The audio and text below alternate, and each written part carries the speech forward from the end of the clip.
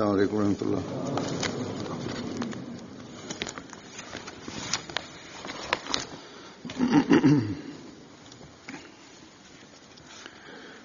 أشهد أن لا إله إلا الله وحده لا شريك له وأشهد أن محمدا عبده ورسوله أما بعد فأعوذ بالله من الشيطان الرجيم بسم الله الرحمن الرحيم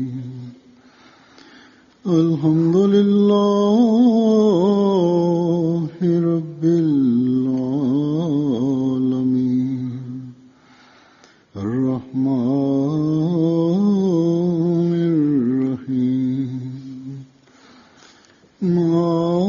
مالك يوم الدين إياك نعبد وإياك نستعين اهدنا الصراط المستقيم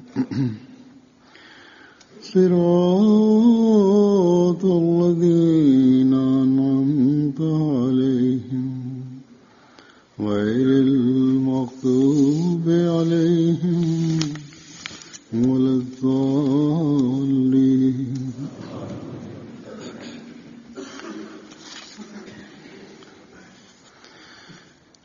तकरीबन 3 हफ्ते पहले जमात अहमदिया यूके ने बरतानिया में जमात के 100 साल Hemen hemen 3 hafta önce Ahmediye Cemaati, İngiltere Ahmediye Cemaati, İngiltere Cemaati'nin 100. yılının tamamlanması dolayısıyla bir faaliyette bulundu ve farklı din bilginleri ve temsilcileri çağrıldı ve kendi kutsal kitaplarına göre bu ilahi kitaplara dayandırılarak Allah-u Teala ve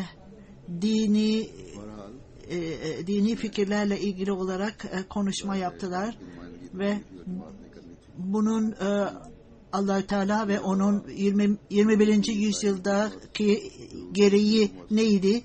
Her neyse bu konferans İslamiyet'in tanıtılması gerekiyordu. Bunun dışında Hristiyan, Hindu ve Museviler ve diğer dinlerin temsilcileri de orada bulunmaktaydı. Zerdeşti ve Sihler de oradaydı. Kendi dinlerini tanıttılar. Aynen Bahayiler de oradaydı. Ve buna ilave olarak bazı siyasetçiler, politikacılar ve insan hakları aktivistleri de kendi fikirlerini söyleme fırsatı verildi onlara. Ve bu faaliyet çok geleneksel olarak yapıldı. Guildhall denilen çok geleneksel bir holde yapıldı. O bina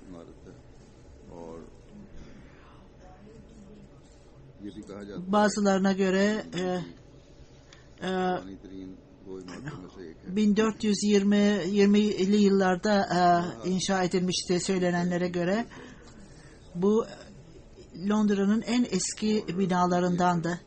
Her neyse onun kendi tarihi bir pozisyonu bulunmaktaydı bu bina.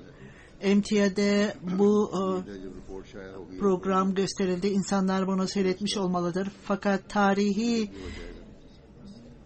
bu binanın tarihi yeri oradadır. Bunun raporu El Fazıl'da basılacak. Benim amacım diyor huzur, bu detaylara, bu binanın detayına girmek değildir. Sadece burada kısa bir açıklama yaptım. Gerçek amaç एमटी पर दिखाई जा चुकी है orada yapılan bu faaliyetle तो में भी ilgili olarak size bir şeyler söylemek istiyorum. Söylediğim gibi bu MTA'de gösterildi ve Urdu ये मुतालबा आया dilinde कि बेहतर होगा ve konuşmacıların ve benim konuşmalarım da oradaydı. Fakat benim मैं अपने खुतबे में जिक्र करूं Pakistan'dan da talep geldi ve bu konferanstan bahsedeyim Cuma hutbemde ve nasıl yurt dışındaki turlarımdan bahsettiğim gibi ondan da bahsedeyim ki insanlar bunun önemini anlasınlar ve ayrıca bundan da istifade etsinler diye bana talepte bulundu.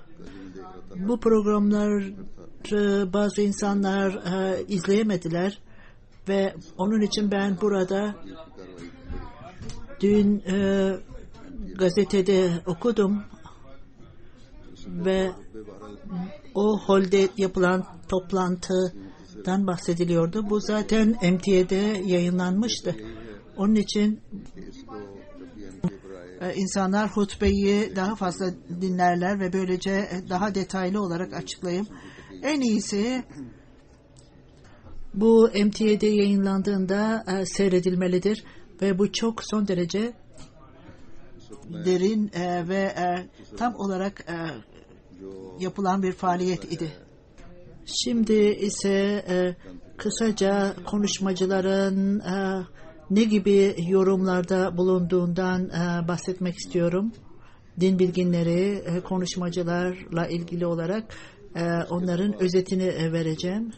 Ayrıca benim konuşmamın da özetinden bahsedeceğim. Bunun dışında misafirlerin yorumları ve Müslümanlarla ilgili olarak da onların konuşmalarından bahsedeceğim ve böylece Allah-u Teala'nın nimeti ve desteği bizlere gösterildi ve Resul-i Ekrem sallallahu aleyhi ve sellem ile Kur'an-ı Kerim'in üstünlüğü bütün burada ortaya konuldu ve insanlara açıklanarak ortaya konuldu. Bu faaliyetle ilgili olarak ilk olarak bahsetmek istediğim diğer detaylardan bahsetmeden önce İngiltere cemaati idarecileri bu konferansı hazırlayan idareciler bunu daha fazla tanıtmaları gerekirdi bu faaliyetten önce, bu konferanstan önce. Bu faaliyeti hazırladıkları için çok memnundular fakat bu öyle bir fırsattı ki cemaat çok geniş olarak Ahmediyet'in tanıtımı, cemaatin tanıtımı ve tebliğ ile ilgili olarak daha önceden insanlara haber verilmesi gerekirdi. Eğer basın ile iyi bir ilişki kurulmuş olsaydı, nasıl şimdi haber basıldığı gibi Emir Saab ve ekibinin yaptığı gibi bu otomatik olarak daha iyi basılmış olacaktı. Bugünlerde kendi mesajınızı iletmenin en güzel bir yoludur. Cemaatler, dünyada birçok cemaatler çalışıldığı, yapılması gerektiği gibi çalışmaktadır. Fakat Amerika'da bu çalışmalar daha iyidir ve iyi iş yapmaktadırlar. Afrika'da, Gana'da, Sierra Leone'da bu iyi işler yapılmaktadır bu nedenle. Şimdi bazı Fransızca konuşan Afrika ülkelerinde de buna dikkat edilmektedir. Böyle olunca her seviyede bizler medya ile ilişki kurmamız gerekir ki böylece bu ilişkilerle cemaatin tanıtımı ve İslamiyet'in güzel talimatları insanlara iletilmeli ve onlar bilmelidir ve tebliğ işlerinde de ilerlemelidirler. Bu en güzel tebliğin bir yoludur. Cemaat bu konuya dikkat etmesi gerekir. Şimdi gidişatla ilgili olarak bazı noktalardan bahsetmek istiyorum. Bazı konuşmacılar çok iyi şeylerden bahsettiler ve onların söyledikleri tam kalplerinden ve yüreklerinden geliyordu ve buna göre davranıyorlardı.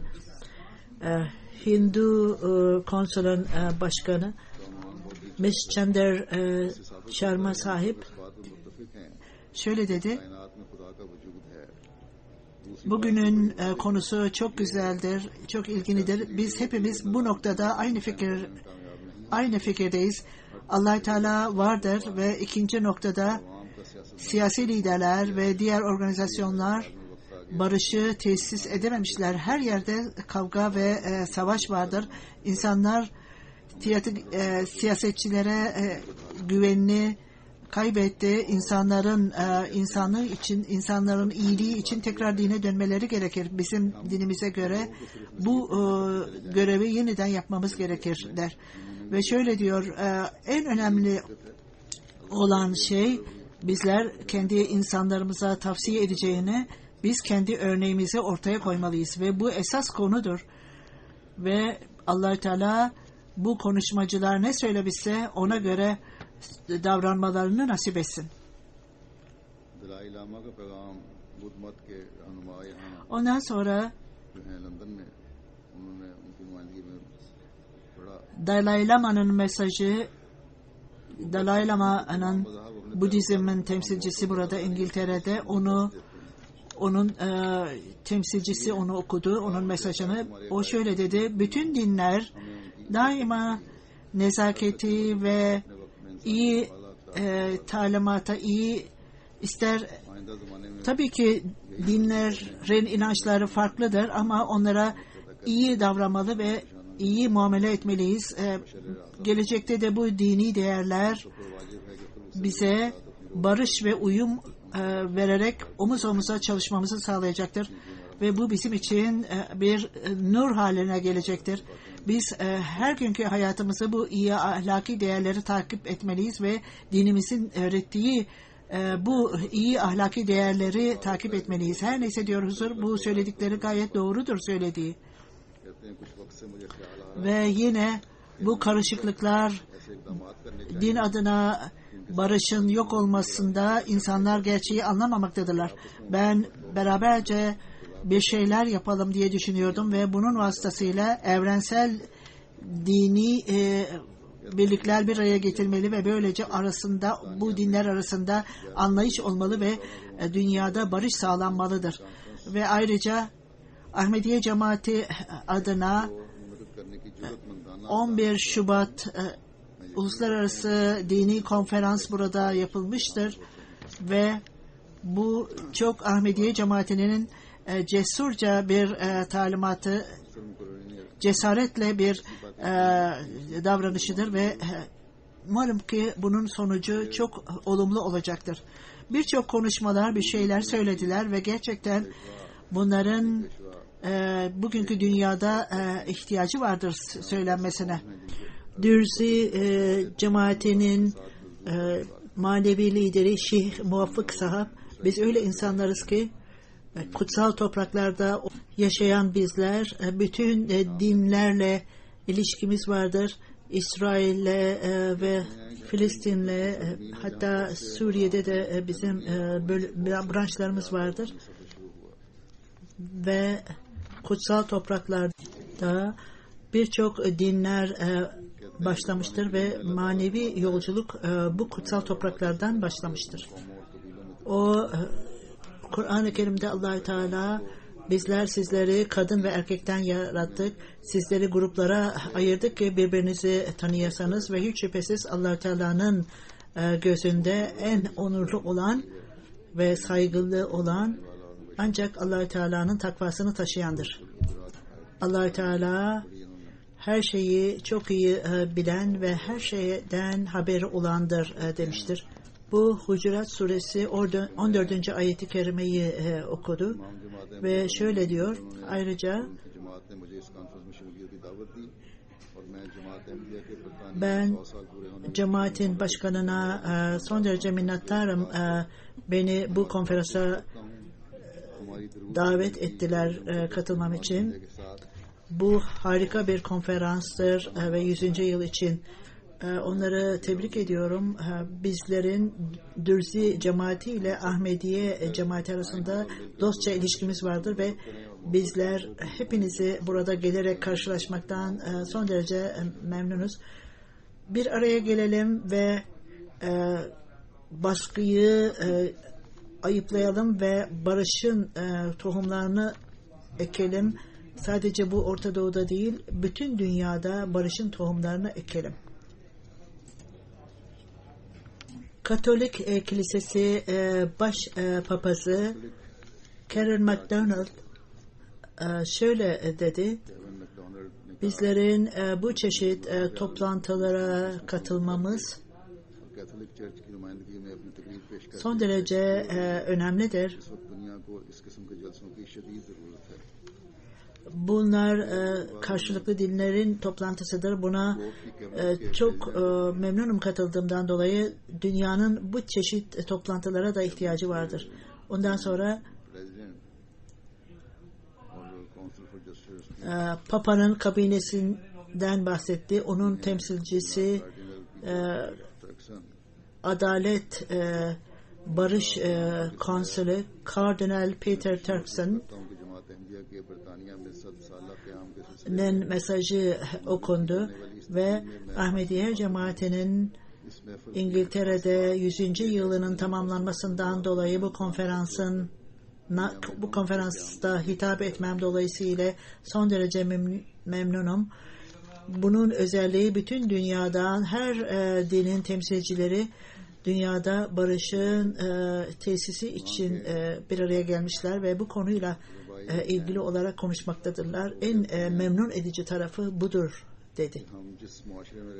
Rabbi Haham, yerel Haham şöyle diyor: yaşadığımız toplumda dış dünya ilerlemektedir. Dünyevi ilerleme söz konusu olunca fakir ile zengin arasındaki mesafe son derece açılmaktadır.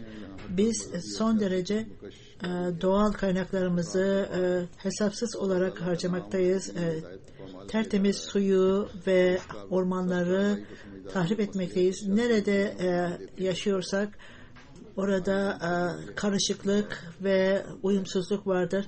Biz bunları sadece siyasi menfaatler için yapmaktayız. Bizler beraberce bir araya gelelim ve beraberce çalışalım.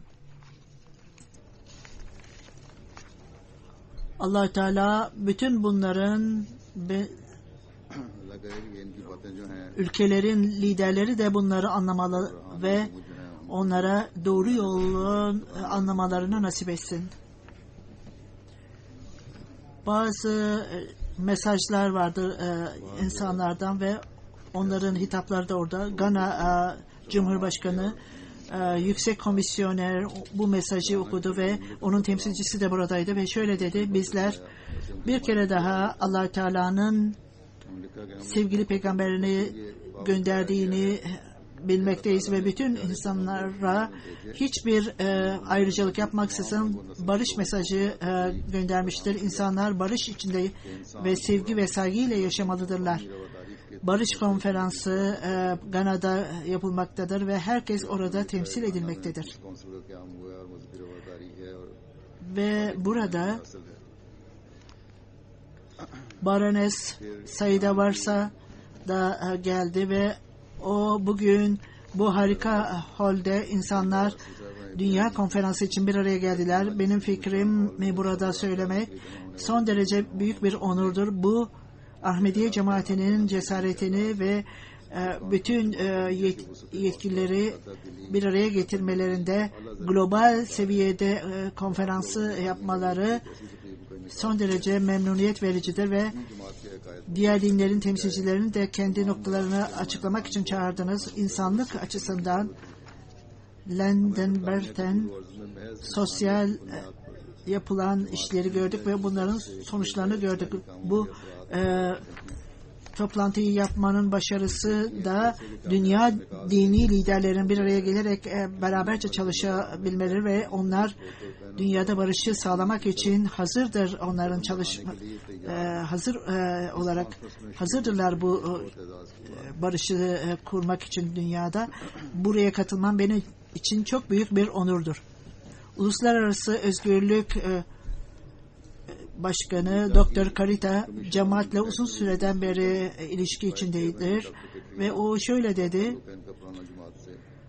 beraberce bugün size katılmamla son derece onur duydum ve çok mutluluk duydum. İngiltere'deki 100 yıllık cemaatin özellikle bu amaç için ben Amerika'dan geldim. Bu tolerans, karşılıklı anlayışın örneği olarak bu nitelikler sizin cemaatinizin özelliğidir. Sizler cemaatin üyeleri ve sizler yaşayan örneklersiniz.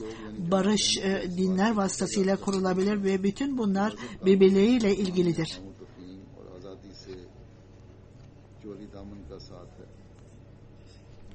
Bu mezhep yani din karşılıklı anlayışla, uyumla olur ve son asıra baktığımızda son derece güzel manzarayı gördük. Öyle kişilikler vardır ki onlar uyum ve anlayışın nurunu, ışığını yakmaktadırlar ve başka insanların da örneğini vererek sonunda o 20. yüzyılda bizler sizin cemaatinizin ne kadar size farklı cemaatlerde ve baskı yapılmıştır ve burada sesinizi yükseltmektesiniz. Huzur bu yanlış diyor. 19. değil, vaat edilen Mesih Sallallahu Aleyhi ve Sellem'in gelişinden bu yana Ahmediye cemaati daima baskıya karşı sesini yükseltmektedir.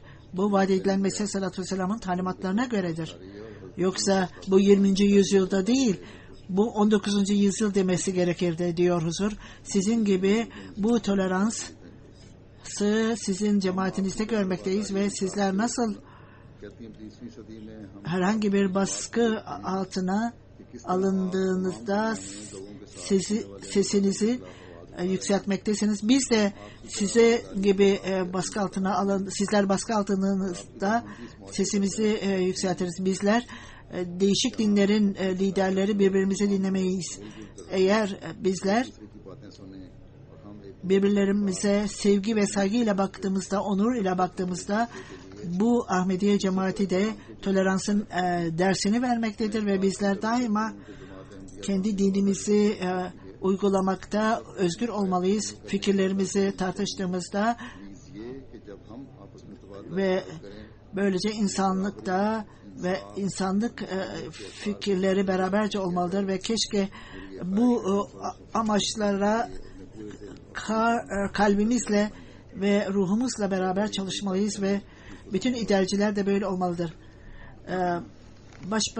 İngiltere Başbakanı'nın da mesajı vardı. Attorney General onu açıktı. Right Honorable Dominic Grieg. Bunu okudu bundan önce. Kendisinden bahsetti ve ondan sonra mesajı okumadan önce dedi.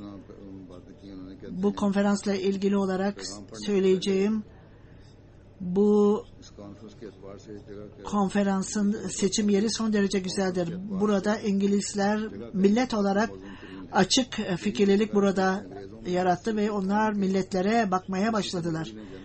Bugün hepimiz burada toplandık ve bütün insanlar burada toplandı. Esas itibariyle bunun sonucunda çok belirgin bir özelliktir ve Hristiyan olarak benim deneyim, herhangi bir kişi, herhangi bir dinin takipçisi olan bir kişi herhangi bir dini olmayan, dinsiz olandan daha iyidir. Çünkü o başka insanların duygularını daha iyi anlar. Bu iyi bir şeydir ve ondan sonra Başbakanın mesajını okudu. Ahmediye cemaati barışı tesis etmek için diğer insanları da davet etmektedir. Kalpten onları kutlarım. Ahmediye cemaati İngiltere'de son derece मैं जमात अहमदिया के इंग्लिस्तान में iyi bir örnek ile ortaya çıkmıştır. İnsanlığa hizmet etmekte ve ayrıca uluslararası dini konferanslar yapmaktadırlar. मुलाकात करते हैं। Ülkede meydana gelen sel nedeniyle herkese yardım etmektesiniz. Hudam-ı Ahmediye bu işte çok yardım ve çok çalışmaktadır. Bugünün yapılan konferansta buna şahit olmaktadır ki sizler samimi olarak kendi amaçlarınızda takip etmektesiniz. Dinin takipçileri bir araya gelerek bütün dünya barışın merkezi haline gelmelidir. Ve ben Queen'in temsilcisinin burada olmasından da çok memnunum. Ahmediye cemaatinin imamının yanında konuşmacılar ve misafirlerle beraberce oturmalı ve bunları tartışmalıyız. Beraberce nasıl uyum içerisinde çalışarak kendi dünyada barışı kurmak için görevlerimizi yapmalıyız. Queen, Church of England'ın başkanı, özel kalem müdürü, की सरबराह हैं। kraliçe bu nedenle 100. yıl dolayısıyla bu harika toplantıyı Guildhall'da yapmaktadır. Size onur mesajını göndermekteyiz. Queen, kraliçe bunun amacını araştırmaktadır ve kendi kraliçe bu toplantının başarılı ve faydalı olmasını istemektedir. İnsanların duyguları budur. Benim söylediklerimden de bahsetmek istiyorum. Birçok insan bunu tam olarak dinlemediler ve gazetede bu kadar açıkça belirtilmemiştir. Söylediğim Allah-u Teala insanların reforme edilmesi, ıslah olmasını istemektedir. İnsanlar Allah-u Teala'ya ve insan olduğuna olan görevlerini yapmalıdırlar. Bu amaçla Allah-u Teala bu dünyaya peygamberlerini göndermektedir dedim. Ve insanlar, bu peygamberleri dinleyenler başarılıdırlar. Onları inkar edenler, reddedenler onların kendi kötü sonuçlarıyla yüz yüze gelirler. Her millet peygamberlere ve dine karşı gelenler ve Allah-u Teala'nın gönderdiklerini reddedenler ve Allah-u Teala'nın varlığını reddedenler, bunlar saçmadır diyenler, ne Allah-u Teala vardır ne de bunun gibi mükafat veya ceza vardır diyenler, bütün bu milletler uygulama olarak tahrip olmuşlardır ve yok olmuş gitmişlerdir. Allah-u Teala Kur'an-ı Kerim'de bu milletlerin tarifiyle doludur. Diğer kitaplar da aynı şeylerden bahsetmişlerdir. Allah-u Teala tarafından gönderilenlerin inkar etmeleri sonucu tahrip olmuşlardır.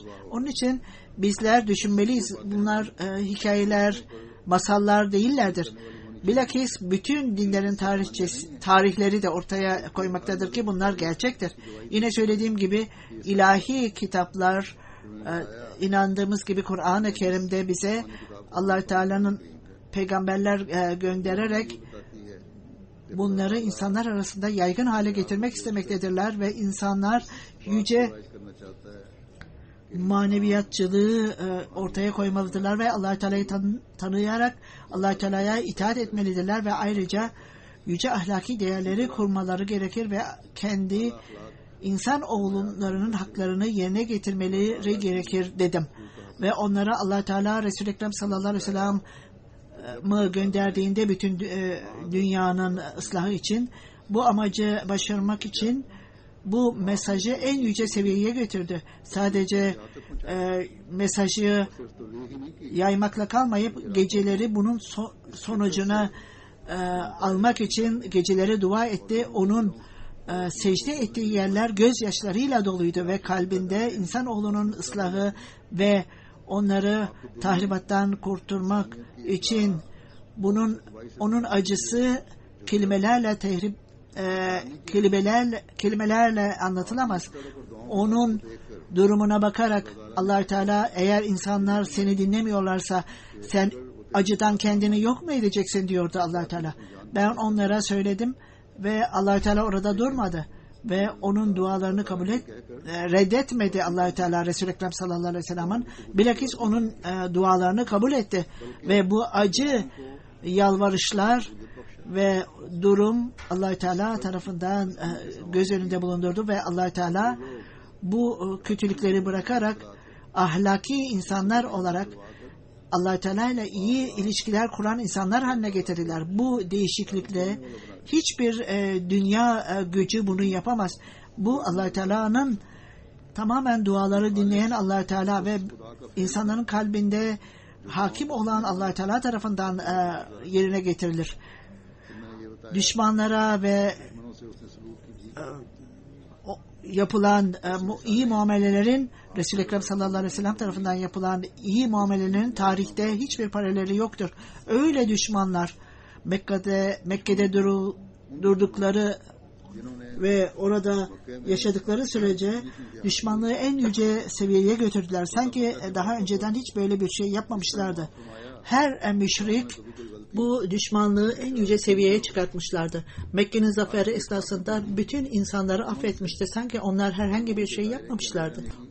O müşrikleri affetti ve onların hepsi barışçı olarak orada barış içerisinde yaşadıkları sürece onun muamelesine bakınız. En kötü düşmanlar ve kafirlikle ilerleyenler bu duyguyla bu duygu ancak Allah-u Teala'nın peygamberinin kalbinde bulunur demekten kendilerini alamadılar. Hiç şüphesiz İslam doğrudur ve İslamiyet'e de inandılar ve onlara Kur'an-ı Kerim'de Allah-u Teala'nın Resul-i Ekrem sallallahu aleyhi ve sellem'e bütün insanlık için, alem için rahmet olarak gönderdiğini söylemektedir dedim ve o rahmetin en yüce seviyesindeydi ve binlerce örnek onun Allah-u Teala'nın sözünde gerçek olduğunu ispat etmekteydi. Bütün bunlar onlara tanıtıldı ve onlara bütün bunlara rağmen dedim, o bütün insanlık için rahmetti İslam ve Resul-i Ekrem sallallahu aleyhi ve sellem'de bu iddia ona yüklenmiş ve onlar savaşa giriştiler demişlerdir ki bu cahilliklerinden, gerçeği bilmemelerinden de Resul-i Ekrem sallallahu aleyhi ve sellem hiçbir şekilde savaşı başlatmamıştı. Bilakis savaş başlatılmıştı Mekke'de. O öylesine acı çekmişti ki o toleransın dışında artık tahammül edemeyince oradan hicret etti ve Mekkeliler Medine'ye Müslümanlara saldırdılar ve ondan sonra Allah-u Teala'dan izin geldi ve Kur'an-ı Kerim'de de zikredildiği gibi bunu ben söyledim ve bu Kur'an-ı Kerim'deki ayet-i kerimeyi okudum onlara. Euzubillahimineşşeytanirracim. Bismillahirrahmanirrahim. Üzünillezine yukatilune bi ennehum zulmü ve innallaha ala nasrihim lekadir. Ellezine uhrecune min diyarihim bi gayri hakkın illa en yekulu Rabbinallah ve levla def'ullahu nase ba'duhum bi ba'dın lehu bi med savami'u ve bi yeh'um ve salavatu ve mesacidu yuzkeru fi hasmihullahu kesira ve la yunsaranne Allahu men yensaru innallaha la kaviyyun aziz. Bir sebeple yokken kendilerine karşı savaş açılanlara zulüm edilmelerinden dolayı savaşmaları için izin verilmiştir. Şüphesiz Allah onlara yardım etmeye gücü yeter. Onlar Allah Rabbimizdir demelerinden dolayı haksız yere evlerinden çıkartılanlardır. Eğer Allah bu kafirlerden bazılarının kötülüklerini diğerleriyle gidermeseydi, manastırlar, kiliseler, havralar ve içinde Allah'ın adı çok anılan camiler alaşağı edilirdi. Onun dinine yardım edene Allah mutlaka yardım eder. Şüphesiz Allah son derece güçlüdür ve her şeyden üstündür. Ondan sonra bu ayet-i kerimenin ışığı altında dedim, baskı altına alınanlara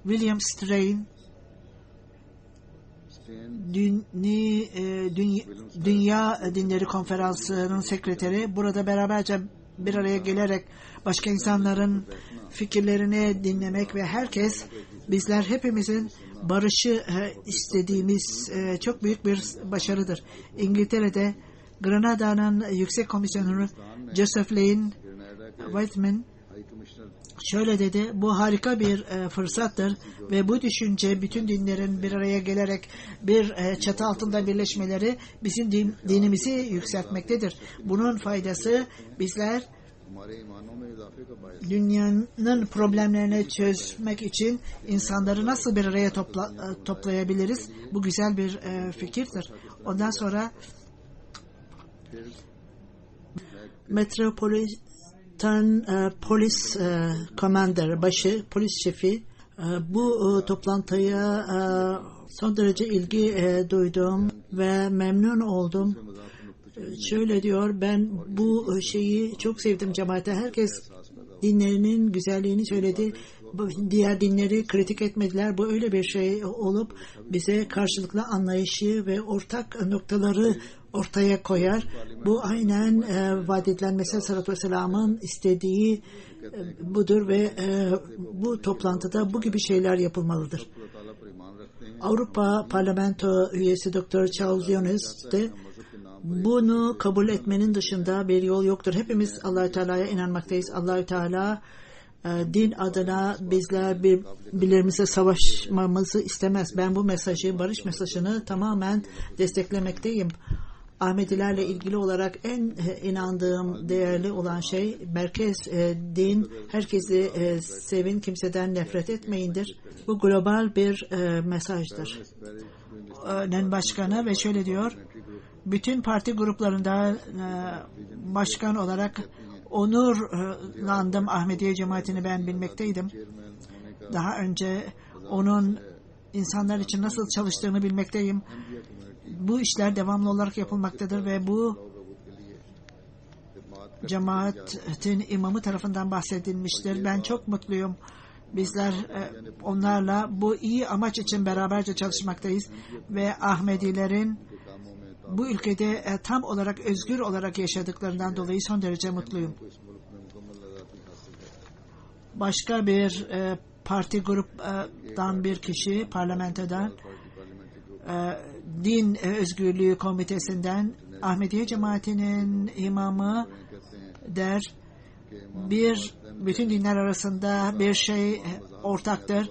Barış ve uyumu öyle ortaya koymuştur ki, dini öylesine tanışmıştır ki bu sanki bir karışıklık gibi görünmektedir. Fakat buradaki dinin tanıtımı tam bunun tersi olduğunu göstermektedir.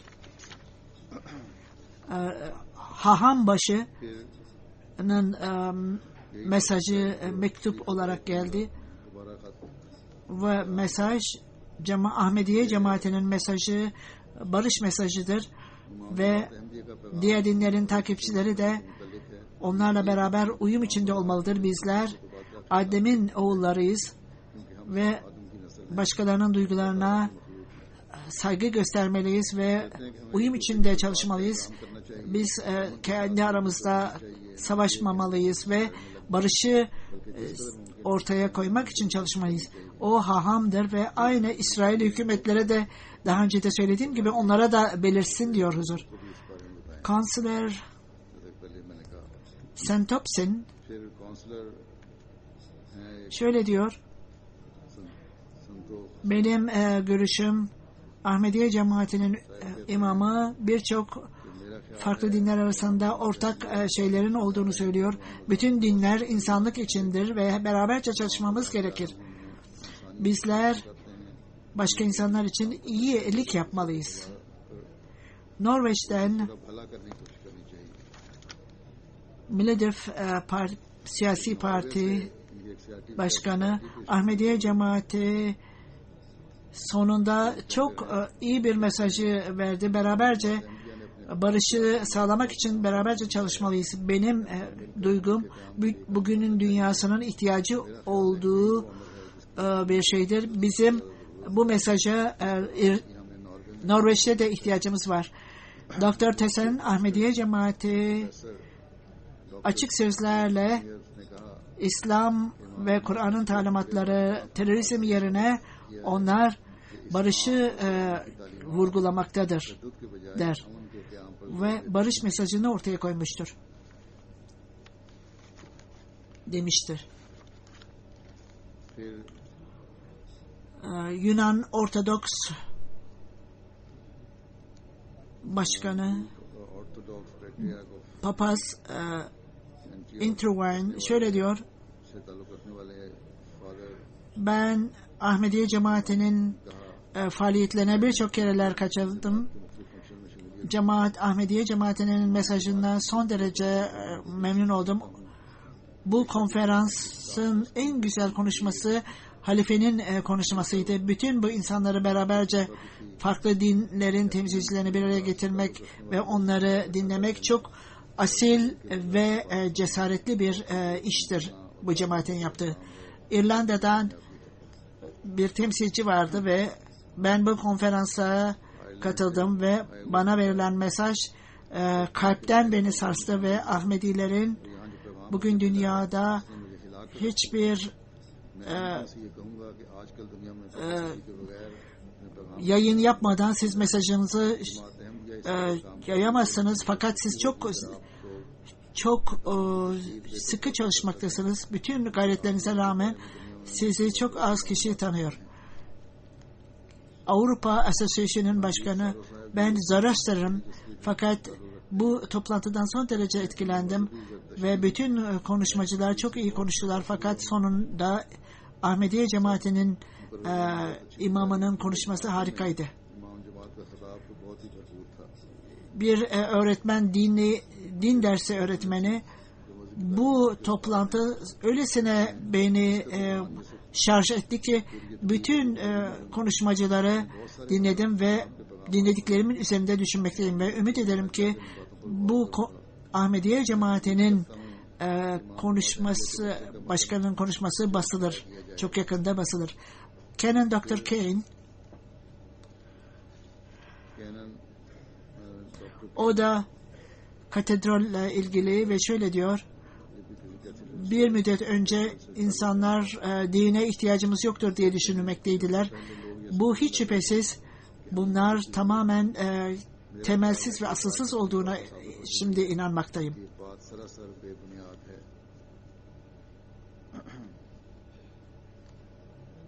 Belçika'dan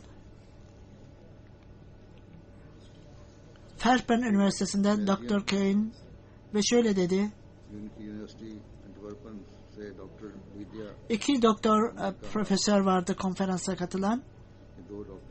Her ikisi de İslam ve Resul-i Ekrem sallallahu aleyhi ve sellem'in gerçek talimatlarıyla ilgili olarak Ahmediye Cemaati'nin imamının hitabından son derece etkilendik. Biz bunu dinledikten sonra bizler Kur'an-ı Kerim'in Flemish tercümesini vereceğiz ve onlar da Kur'an-ı Kerim'in ne demek olduğunu anlasınlar. Onlara Flemish Kur'an tercümesi verildi. Bu yolla Allah Teala tarafından yeni bir tebliğ yolu açıldı. Santiago'dan İspanya'dan geldi. Santiago profesör, din profesörü ve Madrid Üniversitesi'de ve cemaatle ilgisi var ve birçok kitaplar yazmış ve parlamentoda benimle tanıştı ve bu konferansla ilgili olarak düşünmem ve bunun önemi ve cemaatin verdiği mesaj birkaç sayfayı kapsar. Tarih, din tarihi insanlara karışıklık yaratmaktaydı ve bunun sonucu olarak da Doğu ile Batı arasında ki kadar gelişmiş ve gelişmekte olan insanların farklılığı vardı. Bu adaletsizlik ve baskı yapılmaktaydı. Ahmediye Cemaati'nin her kesi sevin, kimseden nefret etmeyin sloganı bütün dinlerin temelidir ve bu insanları birleştirir ve her şeyin üstünde, bütün farklılığa rağmen birleştirir ve bütün kavgalar, adaletsizlikler ve hayatı tehlikeye sokmak, insanlara saldırmakta Ahmediye cemaatinin rolü çok önemlidir. Bu çeşit toplantılar uluslararası seviyede tamamen bu gayret herkes tarafından kabul edilmelidir. Neville Garcia Hyderabad'dan, o da bir zamanlar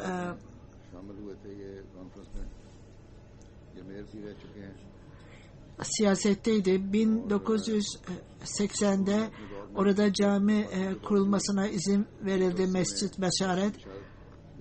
Onun açılışı esnasında 4. Halife Hazretleri ile tanıştı ve orada kelime-i şehadet verilmişti ve o ofisine koydu ve Ahmediye cemaatinden çok etkilendi. Ahmediye cemaatinden yetkililer, parlamentolar ve insanlık için çalışan insanlar beraberce Londra'da toplandılar ve böylece bu diyalog aralarında barışı kurulması için diyalog kuruldu ve bu çok güzel bir gayrettir. Bütün bunları hazırlayanlara teşekkür ediyorum ve bu çok büyük bir onurdur. 3. Halife Hazretleri ile tanıştım 1981 yılında ve ayrıca 4. Halife ile de tanıştım 1992 yılında ve şimdi bu konferansta 5. Halife Hazretleri ile tanışma fırsatını buldum. Ben Mirza Masrur Ahmet sahibin sözlerinden çok etkilendim ve o barış ve uyumla ilgili olarak konuştu ve baskıyı ve saldırganlığı kınadı ve silahları olanlar ve onlara önem verenleri kınadı. Mirza Masrur Ahmet böyle barışın kurulmasıyla ilgili olarak beraberce bir araya getirdi insanları ve biz karışık bir dünyada yaşamaktayız. Bazı ülkeler çok ilerlemişlerdir. Bazı insanlar ise açlıktan ölmektedirler. Bir tarafta biz yiyecekleri denize atmaktayız ve milyonlarca insan herhangi bir yemeği bulamamaktadırlar yemek için. Milyonlarca milyarderler vardır. Onların sayıları artmaktadır. Toplumun diğer bölümü ise çok fakirdir. Onlar hiçbir zaman savaşa değil, beraberce bir araya gelerek beraberce ilerlemeyi gerektir. Adaletsizliğe karşı beraberce bir arada bulunmalıyız ve uyumu ve barışı toplumda sağlamalıyız. İşte bu görüşler insanlar tarafından ifade edilmiştir ve insanlar böylece kendi Rablerine dönsünler ve onu tanısınlar ve ona inansınlar ki böylece onlar tahribattan kurtulsunlar. Bunun uyarısı Hz. Mesih sallallahu aleyhi ve sellem tarafından verilmiştir. Kendi yazılarında, ifadelerinde bunu devamlı olarak söylemiştir. Bunun dışında yine Pakistan'daki durumla ilgili olarak dua ricasında bulunacağım. Dua edin ki Allah-u Teala o fitneleri yaratanlardan Ahmedileri korusun ve ayrıca gerçekten barışı isteyenleri korusun ve ayrıca bu karışıklıktan korunmak isteyenleri de korusun. Aynen Suriye'deki durumla ilgili olarak dua ediniz ve Allah Teala bütün Ahmedileri korusun. Ve geçenlerde yine bir Ahmedi herhangi bir neden olmaksızın hapise atıldı. Ahmedileri korusun. Genel olarak bütün dünya için dua ediniz. Buradaki durum devamlı olarak savaşa doğru gitmektedir. Ve insanlar bunu anlamamaktadırlar. Milletler bunu anlayamamaktadırlar. Ve eğer savaş başlarsa ne korkunç bir durum olacaktır. İnsanlar ateşin, alevin kenarında durmaktadırlar ve bizim görevimiz bu insanlar için dua etmektir.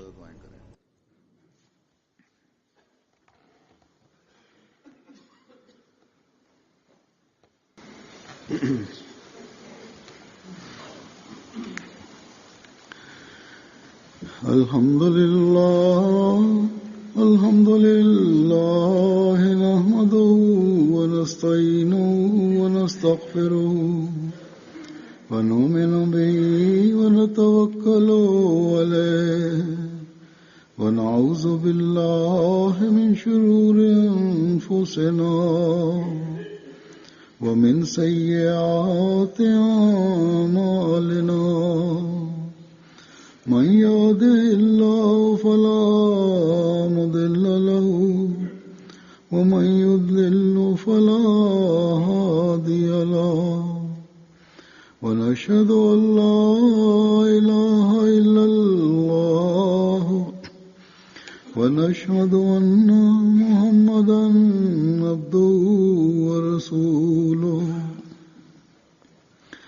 عباد الله رحمكم الله إن الله يأمر بالعدل والإحسان وإيتاء ذي القربى وينهى عن الفحشاء